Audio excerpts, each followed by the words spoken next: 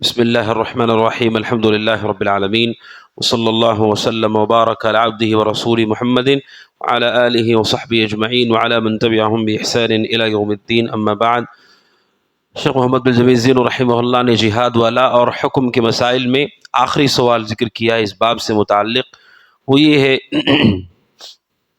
جیسا کہ آپ سب جانتے ہیں کہ انسانی زندگی مختلف شعبوں میں ہے۔ ایک اس کا دین اور عقیدہ ہے، عمل ہے، تجارت ہے، اور گھریلو اور اسری مسائل ہیں، اور اسی طرح پراپرٹی اور مال کے مسائل ہیں، اور اسی طرح مذاہب ہیں، گمراہ فرقے ہیں۔ یہ سارے مسائل ایک مسلمان کے سامنے ہیں۔ عقیدہ کیسا ہونا چاہیے، عمل کیسا ہونا چاہیے، تجارت کیسا ہونا چاہیے، گھریلو ماحول اور گھر کے مسائل کیسے ہونے چاہیے، گمراہ مذاہب اور فرقوں کے ساتھ ہمیں کیا کرنا چاہیے، تجارت کیسے ہونا چاہیے، ان تمام مسائل میں ایک مسلمان کا کیا موقف ہونا چاہیے۔ ایک بہت اہم بات ہے جو شیخ رحمہ اللہ نے آخر میں ذکر کی ہے، یہ تمام چیزیں چاہے عقیدے کا مسئلہ ہو، چاہے عبادتوں کا مسئلہ ہو، چاہے گھریلو مسائل ہوں، چاہے تجارت کے مسائل ہوں، ان تمام مسائل میں فیصلہ کہاں سے صادر کرنا چاہیے ایک مومن کو۔ ہم میں سے بہت سارے لوگ کیا کرتے ہیں، کچھ مسائل میں کتاب و سنت کی بات کو تسلیم کرتے ہیں، جیسے عقیدہ ہے، عقیدے کے مسائل میں مانتے ہیں لیکن عبادات میں نہیں مانتے، عبادات میں مانتے ہیں گھریلو مسائل میں نہیں مانتے، گھریلو میں مانتے ہیں تجارت میں نہیں مانتے، تجارت میں مانتے ہیں تو گمراہ فرقوں کے بارے میں نہیں مانتے، کچھ میں مانتے ہیں اور کچھ میں نہیں مانتے، کچھ چیزوں میں مانتے ہیں باقی چیزوں میں خود سوچتے ہیں۔ ہمیں کیا کرنا چاہیے، یہ صحیح ہے کہ غلط ہے، ہمیں عقل جواب دیتی ہے، اور عقل کا جو جواب ہے وہ جواب ہمیشہ صحیح نہیں ہوتا، بلکہ علم نہ ہو تو عقل ہماری رہنمائی نہیں کر سکتی ہے۔ اللہ تبارک و تعالیٰ نے عقل کو اتنی طاقت نہیں دی ہے کہ وہ آپ کو صحیح گائیڈ کر سکے۔ گھر میں کوئی مسئلہ ہو گیا یا تجارت کا کوئی مسئلہ ہے، آپ رات میں سوچتے ہیں کہ کیا ہونا چاہیے، کیا کرنا چاہیے، آپ کی عقل آپ کو پورا راستہ نہیں بتا سکتی ہے، عقل کے حدود ہیں۔ مسلمان کیا کرتے ہیں، ہم میں سے بہت سارے اپنے عقل سے فیصلہ کرتے ہیں۔ مثال کے طور پر کوئی گمراہ شخص ہے، گمراہ شخص کو سننا چاہیے کہ نہیں سننا چاہیے؟ جب ہم کہتے ہیں نہیں سننا چاہیے، آدمی کہتا ہے ان کے بہت اچھی نیکیاں بھی ہیں، بہت کام بھی کیا ہے، سن لیں تو کیا حرج ہے، یہ عقل کہہ رہی ہے اس کو، لیکن قرآن حدیث کیا کہتے ہیں، صحابہ نے کیا کہا اسے نہیں معلوم ہے۔ تو عقل جو رہنمائی کرتی ہے اکثر، جیسے اسلام میں یہ ہے کہ بیٹی کو ایک حصہ، بیٹے کو 2 حصے ہیں، عقل کیا کہتی ہے اس کو، دونوں میں برابر برابر بانٹ دے، لکھ کے چلا جاتا ہوں دونوں میں برابر برابر بانٹ دیتا ہوں۔ تو عقل انسان کو ہلاک کر دیتی ہے۔ شیخ رحمہ اللہ کہتے ہیں زندگی کے جتنے مسائل ہیں ان تمام مسائل میں فیصلہ کہاں سے ہونا چاہیے، کہتے ہیں یہ واجب ہے مسلمان پر۔ قرآن مجید سورہ مائدہ آیت نمبر 49 میں اللہ سبحانہ وتعالیٰ کہتا ہے وَأَنِحْكُمْ بَيْنَهُمْ بِمَا أَنزَلَ اللَّهُ، کہ اللہ کے نبی ان کے درمیان فیصلہ کیجئے اس چیز کے ذریعے سے جو اللہ نے نازل کیا ہے۔ یہ فرض اور واجب ہے، بلکہ میں آپ کو اپنا واقعہ بیان کرتا ہوں۔ ایک شخص جو 5 وقتہ نمازی توحید پرست ہیں، ان سے میری بات ہو رہی تھی، تقریباً 5-6 سال پہلے کی بات ہے، ان سے بات ہو رہی تھی لیکن علم نہیں تھا ان کے پاس۔ ان سے میں نے کہا، وراثت کے مسائل کے حوالے سے بات ہو رہی تھی، میں نے کہا کہ وارثوں کے لیے وصیت لکھنا جائز نہیں ہے، بیٹے بیٹی کے لیے ہم وصیت لکھ کے نہیں جا سکتے اس کو اتنا دے دو اتنا دے دو، یہ جائز نہیں ہے۔ اللہ نے پہلے سے طے کر دیا ہے کہ بیٹے کو 2 حصے اور بیٹی کو 1 حصہ ملتا ہے۔ میں نے کہا یہ طے ہے؟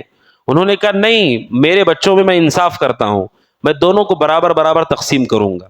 تو میں نے کہا کہ یہ قرآن مجید کی آیت کے خلاف ہے، لِلذَّكَرِ مِثْلُ حَظِّ الْأُنثَيَيْنِ، کہ مرد کو 2 حصے، عورت کے مقابلے میں 2 حصے ملتے ہیں۔ چونکہ اللہ نے پالنے کی ذمہ داری مرد کو دی ہے، عورت گھر میں جائے گی تو اس کا شوہر کما کے دے گا، بیٹا کما کے دے گا، بھائی خرچ کرے گا۔ عورت کے اوپر چونکہ خرچ نہیں ہے تو اس کو 1 حصہ ہے، بیٹے کو 2 حصے پراپرٹی میں۔ تو انہوں نے کہا کہ آپ کی بات اگرچہ کہ قرآن حدیث کی بات ہے لیکن میرا دل مطمئن نہیں ہے اس پر، مجھے اطمینان نہیں ہے۔ 5 وقتہ نمازی توحید پرست، یہ کفر ہے اللہ کے ساتھ، کفر ہے اللہ کے ساتھ، اس کا کوئی ایمان نہیں ہے، اس کا کوئی دین نہیں۔ جو یہ کہے کہ اللہ کی بات پہ مجھے اطمینان نہیں ہے، اس کا کیا ایمان ہے؟ تو اس کے لا الہ الا اللہ پڑھنے سے کوئی فائدہ اس کو نہیں ہوگا۔ ایک طرف لا الہ الا اللہ پڑھا، دوسری طرف سے نکل گیا۔ 5 وقت کا پکا توحید پرست نمازی، کیونکہ علم نہیں ہے ان کے پاس، جہالت ہے ان کے پاس، لہٰذا فیصلہ جو ہوگا وہ کتاب و سنت کی روشنی میں ہوگا۔ اللہ سبحانہ وتعالی جو طے کیا ہے تجارت کے حوالے سے، جب کہا جاتا ہے سود حرام ہے، کوئی کہتا ہے کہ نہیں سود کیسے حرام ہوگا، کوئی مسئلہ حل ہو ہی نہیں رہا ہے سود کے بغیر، تو ہم اسے حلال نہیں کر سکتے۔ جو حرام ہے وہ حرام ہے، اور آدمی اللہ سے توبہ کرے اس سے، لیکن کوئی یہ کہے کہ میں اس فیصلے کو تسلیم نہیں کرتا ہوں، تو ایسے آدمی کا کوئی دین و ایمان نہیں۔ اگر کوئی یہ کہے کہ ہو قرآن میں تب بھی میں نہیں مانتا، تو اس کا کیا ایمان ہے، کیا عقیدہ ہے؟ تو شیخ نے کہا کہ یہ واجب ہے کہ فیصلے کتاب و سنت کی روشنی میں ہوں۔ اور حدیث، انہوں نے 2 حدیثیں ذکر کیے۔ صحیح مسلم کی حدیث ہے، اللہ کے نبی صلی اللہ علیہ وسلم نے فرمایا، ایک مرتبہ خطبہ دیتے ہوئے آپ نے کہا، اما بعد، اے لوگوں، بے شک میں انسان ہوں، قریب ہے کہ میرے پاس اللہ کی جانب سے کوئی پیغام لے کر آئے اور میں اللہ کی بلانے والے کی آواز پر چلا جاؤں، یعنی دعوت کو قبول کروں، یعنی میرا انتقال ہو جائے۔ آپ نے کہا وَأَنَا تَارِكٌ فِيكُمْ ثَقَلَيْنِ، آپ نے کہا میں 2 چیزیں چھوڑ کر جا رہا ہوں جو وزنی ہے۔ آپ نے کہا اولہما کتاب اللہ، ایک اللہ کی کتاب ہے، اس میں ہدایت اور نور ہے۔ آپ نے کہا فخذوا بکتاب اللہ، تو اللہ کی کتاب کو لے لو، لازم پکڑ لو، واستمسکوا بہ، اور اس کو اچھی طرح مضبوطی سے تھام لو۔ آپ نے کہا قرآن کو لے لو اور مضبوطی سے تھام لو۔ تو قرآن میں صرف نماز اور عقیدہ نہیں ہے، ہر مسئلے پر ڈسکشن کیا گیا ہے، تجارت سے لے کر گھر کے مسائل، گمراہ فرقے، عقیدہ، منہج، ہر ایک پر قرآن میں بات کی گئی ہے۔ آپ نے کہا اسے لے لو اور لازم پکڑ لو، اور آپ نے ترغیب دی، اور پھر آخر میں آپ نے کہا دوسری چیز میرے گھر والے اہل بیت ہیں، اہل بیت کا احترام واجب ہے، ان کی توقیر واجب ہے، جو اللہ کے رسول کے گھرانے کے لوگ ہیں، جو توحید پر ہیں، سنت پر ہیں، ان کی محبت ہمارے دین و ایمان کا حصہ ہے۔ یہ 2 چیزیں آپ نے بیان کی صحیح مسلم کی حدیث میں۔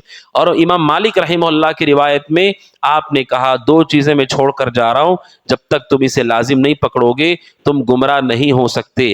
آپ نے کہا 2 چیزیں لازم پکڑ لو، گمراہ نہیں ہوگے، کتاب اللہ و سنت رسول ہی، ایک اللہ کی کتاب اور اس کے رسول صلی اللہ علیہ وسلم کی سنت، یہ 2 چیزوں کو لازم پکڑ لو۔ لیکن لازم پکڑنے کا مطلب مجمل ہمیں معلوم ہے کہ قرآن حدیث کو لازم پکڑنا چاہیے، لیکن ڈیٹیل کے ساتھ کہ مسائل زندگی کے ہوں تو کیسے لازم پکڑنا چاہیے، اس کے لیے ہمیں مستقل علم چاہیے، تب جا کر کے ہماری صحیح رہنمائی ہو پائے گی، ورنہ انسان کی عقل اسے رہنمائی کر سکتی ہے۔ علماء کہتے ہیں انسان کی عقل کی حد ہے، کیا حد ہے؟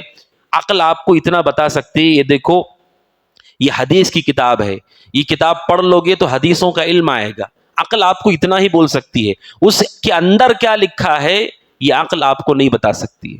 عقل آپ کو اتنا بتا سکتی ہے، دیکھو فلاں عالم جا رہے ہیں، ان سے جا کے سوال کر لو، لیکن عالم کیا جواب دیں گے آپ کی عقل وہ آپ کو نہیں بتا سکتی، اس کے حدود ہیں، اتنا ہی وہ آپ کو بول سکتی ہے۔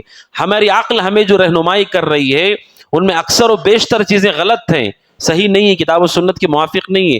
لہذا شیخ نے آخر میں ذکر کیا ہے اہل ایمان کو چاہیے زندگی کے ہر مسئلے میں قرآن و سنت سے فیصلہ کرائیں۔ اور اس سے پہلے بات گزر چکی، اگر کوئی آدمی اللہ سبحانہ وتعالیٰ کے قوانین کو پسند نہ کرتے ہوئے انسانوں کے قوانین کو پسند کرتا ہے جو انسانوں نے گھڑے ہیں، اگر وہ اللہ کے قانون کے بجائے اسے پسند کرتا ہے تو ایسا آدمی اسلام سے خارج ہے، وہ آدمی کافر ہے، دین سے اس کا کوئی تعلق نہیں ہے۔ اس لیے کہ ہمیں یہ معلوم ہے کہ لوگ دین میں آتے کیسے ہیں، جاتے کیسے ہیں، یہ نہیں معلوم ہے، اس کی تفصیل معلوم کریں گے تو ہمیں اندازہ ہوگا کہ جس طرح شرک، جس طرح کفر ہوتا ہے، اسی طرح کوئی آدمی اگر اللہ کے دین کو ناپسند کرے اور یہ کہے کہ نہیں انسان کا فیصلہ بہتر ہے تو یہ کفر ہے، اور یہ کفر انسان کو اسلام سے خارج کر دیتا ہے۔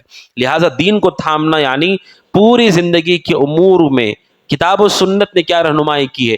بعض لوگوں کا کیا ہے، علماء کو نہیں سننا چاہیے، علماء نے کیا کام کیا ہے، علماء نے کیا خیر کیا ہے، ان کی کیا کوششیں ہیں، یعنی مطلقاً علماء کو کوئی پسند نہیں کرتا ہے، یہ گمراہ آدمی ہے۔ کوئی آدمی یہ کہے کہ علماء مجھے پسند ہی نہیں، یہ گمراہ ہے، اس لیے کہ قرآن مجید نے کہا کہ ایک طبقہ حق پر رہے گا، ان میں اہل علم موجود ہیں، قیامت تک وہ رہیں گے۔ ہماری عقل کہتی ہے فلاں عالم اچھے نہیں، وہ اچھے نہیں، وہ اچھے نہیں، اب اس کا عقیدہ ہے کہ کوئی بھی اچھا نہیں۔ اب یہ جو عقیدہ ہے اس کا یہ گمراہ کن عقیدہ ہے۔ اگر کوئی آدمی اسے کہتا ہے کہ نہیں امت کے کوئی بھی عالم کو ہم نہیں مانتے ہیں، کوئی بھی عالم معتبر نہیں ہے، تو قرآن کہتا ہے جن چیزوں کے بارے میں تمہیں علم نہیں ہے علماء سے پوچھو، تو اس نے اس آیت کا انکار کیا ہے۔ اس کا مطلب یہ کہ امت کے اندر جو علم والے ان سے پوچھنا ہماری ذمہ داری ہے۔ لہٰذا عقل کی رہنمائی پر نہیں چلنا چاہیے، ایک مومن کو چاہیے کہ قرآن حدیث میں کیا بتایا گیا ہے اسے لے کر کے چلے، عقل کے پاس اتنی قابلیت نہیں ہو سکتی ہے. عقل آپ کو یہ بتا سکتی ہے یہ MBBS کالج ہے, MBBS کی کتاب ہے, لیکن کالج میں کیا پڑھا جا رہا ہے, کتاب کے اندر کیا لکھا ہے, اتنا عقل ہمیں نہیں بتا سکتی ہے. لہٰذا ہمیں چاہیے کہ ہم کتاب و سنت کو زندگی کے تمام مسائل میں لاگو کریں. اللہ سبحانہ و تعالیٰ دعا کہ اللہ تعالیٰ ہم سب کو اس کی توفیق عطا فرمائے. آمین.